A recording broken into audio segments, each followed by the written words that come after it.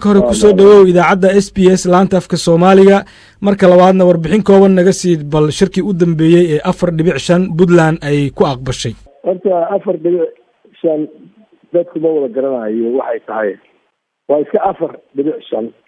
waa number laakiin macnaha ku qarsoon waxa weeye dadkii oo la kala tuuray oo qaybna laga dhigay qof barkiis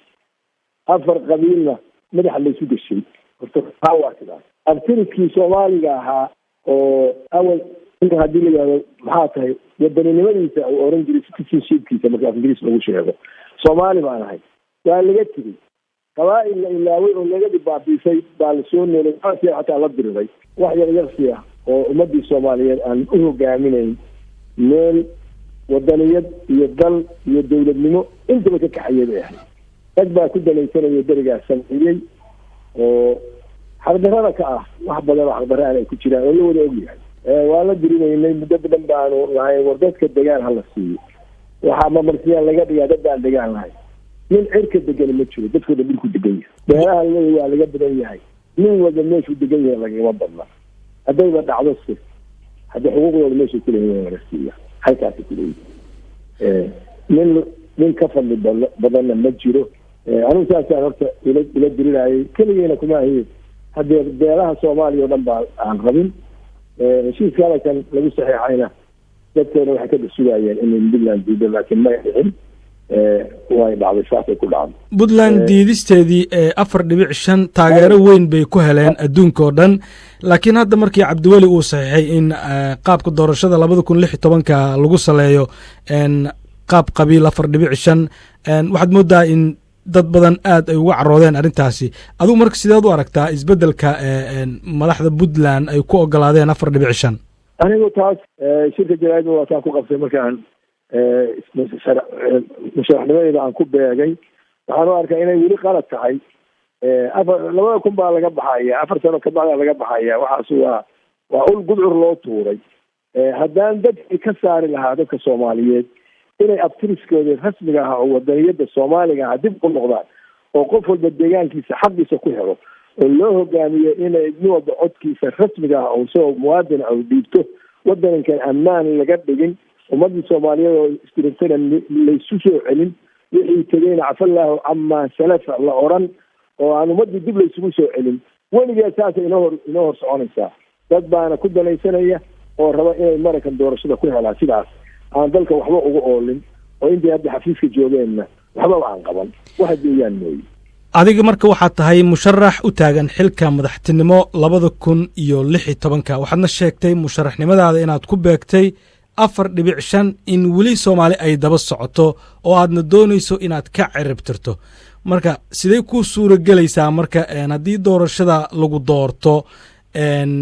2020 dalka in laga samato bixiyo qaabka doorashadu in la gaarsiiyo nin iyo codkiisa anigu musharaxnimadayda taa kaliya maaha way ka mid bay tahay laakiin dalka dawladnimo in lagu soo celiyo magacii dawladda Soomaaliya ay soo noqoto nidaamkii lagu heshiiyey burburkii markii la kala kaxay oo la kala barakacay oo nin walba awoowayaashiisii meesha deganay aaday isagoo 5 generation ku dhashay kuuray in la soo cesho nidaamkii wadaniyada ahay dalka la kala camiro oo meel walba ay camirto oo ayaan hayn hal magaalo kaliya in wax walba la dhigo iyadana adeegi ku filaan waayeen waxba hadda markay burburaysay ka hor waxaan ogaa qabuuriga xataa la kala waayay meel lagu xabaalaa dadka la waayay adeegii oo dhan baa burburay korontada ku filaan waayay biyo ku filaan waayay wax walba ay noqdeen gabaabsi markii burbur dhacayna hal magaalo oo wax service oo yar oo ka furan yahay baa la waayay oo dadku markay aadeen adduunyada kale waa aragteen hadda meesha degan Australia waa aragteen Sydney Melbourne Brisbane meesha la yiraahdo meesha Perth miyaa mid meel u baahan jirta mid u baahan ma jirto yaay kuma keeno Australia hadii magaalo wax ka dhacaan mid kale nooca service ka socda anagu waxaan rabaa Soomaaliya inay noqoto meel camiran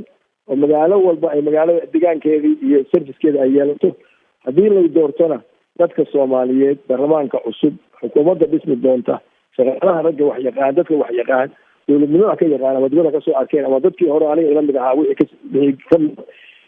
garanaya ayaa laga shaqaysiinaya iyaga dawladnimada soo celinaya waa la shaqaynaya hal qof wax kaliya ma samayn karo amniga la sugaya waddankao dhan wuxuu noqonayaa waddan barwaaqaysan oo la wada dego sidaas bay ku samaysmaysaa markaas in mid walba uu ku helo xaqiisa meeshuu deganaa nidaamka rasmiga oo adduunka looga sameeyo doorashada sidaas baan uga dabaaqaya haddii ilaahay waa la socotaa mudane madaxweyne in qaabka doorashadu ay u dhacayso qaab qabiil adigu marka kalsooni intee la eg baad ku qabtaa waayo cidda wax dooranaysa waa baarlamanka la keeni doona ma aha qof iyo codkiisa marka kabar kalsoonidaada shacabka soomaaliyeed shacabka soomaaliya kalsooni badan inaan ku qabo baan aaminsanahay maxaa yeelay xiriirka aan la leeyahay iyo ka warqabka ayaan aqaanaa dhaqankoodaan aqaanaa meeshaan hadda aan kasoo hadlayo meeshaan ku dhashay anoo yar baan ka tegey koonfur baan ku koray xamar baan ku koray wax ku bartay tegey ku ilmo dhalay ka shaqeeyey soomaali galbeed waqooyi galbeed baan ka shaqeeyey somaliline baan iyagana 10 sano ku dhawaad joogay iyadana aan kasoo shaqeeyey soomaali o dhan baan isu aqaanaa marka haddii ay aniga lay doorto kalsoonida aan ku qabo dadku waxa weeye anigu maahi nin dad gadanaya maahi anigu waxa weeye aqoontayda iyo maamul yaqaankayga aan kasoo shaqeeyey hay-adihii dawliga ahaa iyo aqoontayda aan fil badan wax ka aqaana caafimaad baan wax ka aqaanaa amni baan wax ka aqaanaa waxaan wax ka aqaanaa maaliyadda finance baan aqaanaa shahaadooyina ku haystaa waayo aragna ku haya 20 sano ku dhawaad baan kasoo shaqeeyey maamulaan kasoo shaqeeyey halakan wasaarada badan baan kasoo shaqeeyey halakan aan madax ka noqday dawlad baan ka hirgelinay rasmiga oo hay-adaheedii oo dhan leh dawladda soomaaliyana waxa weeye dawladda xubinta ka ah oo puntland oo aan ka shaqeeyey intii aan joogay oo dadku ka warhayo wixii aan ka hirgeliyey oo la ballaariyey weeye xukunka iyo shaqada waa la qaybsanaya waxaa loo qaybsanaya dawladaha federaalka iyo dawladda dhexe dawladda dhexe waxaa laga rabaa inay hay-adaha iyadu ay mas-uul ka tahayna ka shaqaysiiso dawladaha kalena inta lala diriraayo in wax ka dhismaan aanu dhiirigelino inay shaqeeyaan marka meel u baahanaysaa ma jiro sidaa idinku waddankaas ku nooshiin hadda aad joogtaa siday tahay oo kale baan ka dhigno halkaa way hirtin iyagu ilaahay baan la kaashanaynaa cidda la dooran doono oo kusoo bixi doona nidaamkan oo anigu aanan dhex gelin markii la yimaado dee neef ariga baan aqoon suuqa markii la geynayo intuu jooge anigu qof baan ahayo waan aqaanaa inta soomaaliya aan ka joogo waan aqaana dhanka kale markaynu eegno waxaan la soconaa mudane madaxweyne doorashadu qudheeda inay ku salaysan tahay beesha caalamka oo soomaaliya runtii aada uga lug leh arrimaha doorashooyinka waxaa dadku inta badan ay la dhex maraan in wadamada deriska iyo beesha caalamka ay doonayaan qof danahooda un ka shaqeeya inuu madaxweyne ka noqdo soomaaliya adigu waa maxay marka istaraatiijiyadaada aad kusoo howlgalayso maadaama musharax aad tahay sideed u wajahaysaa beesha caalamka iyo wadamada deriska anigu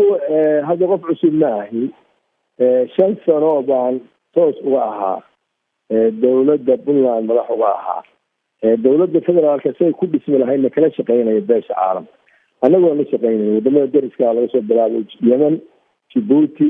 ethiopia kenya inta lagu hareereysan waa intaa yemen oo badda yar noo dhaxayso waxay kamid tahay kuwa lagu hareereysan cumaan xataa ay nagu dhawaya ganacsiga naga dhexeeya imaaraadka intaba marka beesha caalamka horta inay cod bixin mayso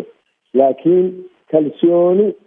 bay qabaan aqoontayda aniga ay yaqaaniin aqoonta iyaga aniga yaqaaniin kalsoonida qabaan inaan wada shaqeyn doono waddankaani waxaa rabaa dawladnimadiisii oo xorta ahaa oo magaciisii adduunka uu ku lahaa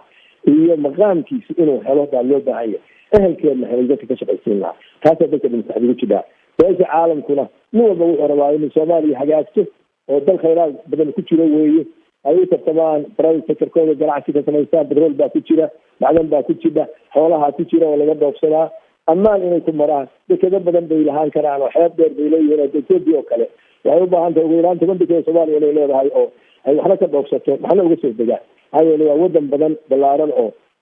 aan bad lahayn marka cid walba maslaxad baa ugu jira wixii odaga u roon baa habartana u roon ilmahana u roon wixii annaga noo roon baa beesha caalamka kuwa deriskaana u roon kuwa caalamkaana u roon xilliga adiga aad madaxweynaha ahayd shirar badan oo lagu qabtay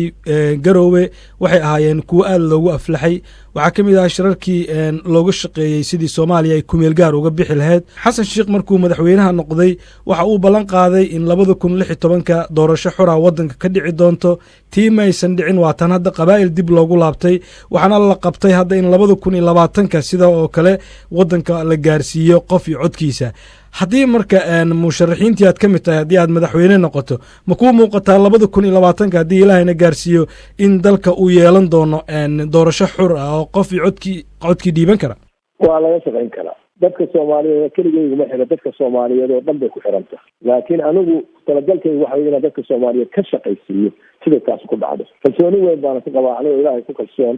oo ilaahay ka baryo inuu nagaarsiiyo dadkana inaan ka shaqaysiino aan ku talagelayo horumarkii amnigii iyo dimuqraadiyadda inta la shaqeeyo iyo shariicada islaamka inta waa laga shaqaysiin karaa doorashada in xamar lagu qabto miyaa mise meelo kale oo wadanka ka mid ah ayaa dhici karta in lagu qabto doorashadan 2016 waxba hadda marka ma sii hormarayo laakiin waa loo baahay meel ammaan in laga dhigo doorashada ku dhacdo dalku waa isku wada mid meeshii la yiraahdo waa ammaan waa lagu dhigi karaa oo dadku xor ku yahay inuu ku diro meel maaragtay la gelayo dhulka gudihiisa ay ku yaalaan ciidamada ajnabiga way adag tahay in sidii rabo ay uga dhacdo dadku badan ku nool yahay dadka oo dhan bay u taala qof walba inuu damiirkiisa iyo ammaankiisa iyo shakhsiyadiisa meel ku codayn karo oo san ahayn meel hotel waardiya laga hayo inay noqoto badan ku jirin waa loo dhaareena la oranayn badda ka baxda loo codayn kooba kaasi waa tahay ugu dambeyn waxaad ka mid ahayd jaaliyadda Soomaaliyeed ee Australia ku nool caawa Soomaali badan baa ku dhageysanaysa maxaad ugu baaqaysaa iyagu jaaliyadda Soomaaliyeed ee reer Australia marka uu horeeya waxaan ugu baaqayaa inay isku mid ahaadaan oo waxa forbidifaa dadka ku kala qaybiyay ay ka waantoodaan oo waliba dadka wax bartay iyo dadka odayaasha ugu yaqiinay waagi hore Soomaaliya si ahaan jirtay inay ku soo noqon karo intii gacan ka geysan kartaa inay ka geysato inta yarna ku baraarujsan raadiyo caawana ka hadla raadiyaasha oo dadka loo bisleeyo inay mid Soomaaliyeed oo adduunyada qayb ka ah oo sharafteeda iyo baasaboorkeeda shaqeynayo oo wadankooda kalsooni ku qabo carruurtooda tahdiinay oo meel ay soo noqdaan ay jirto cidii markaa rabteen dalka ku soo noqoto inay ka shaqeeyaan baan wajilo isku mid ahaadaan oo hal jaariyada way sameystaan dad isku kalsoon ay noqdaan colaada iska saaraan iyo xumaanta iyo caqdiga iyo xasadka iyo wixii colaadii ay keeneen la ilaawo sidaas aan rajaynayna insha Allah taala ina dhacdo aad baad u mahadsan tahay waa kaaga mahad celinayaa wareysigii gaarka ah oo tiisay idaacadda SBS laantafka Soomaaliga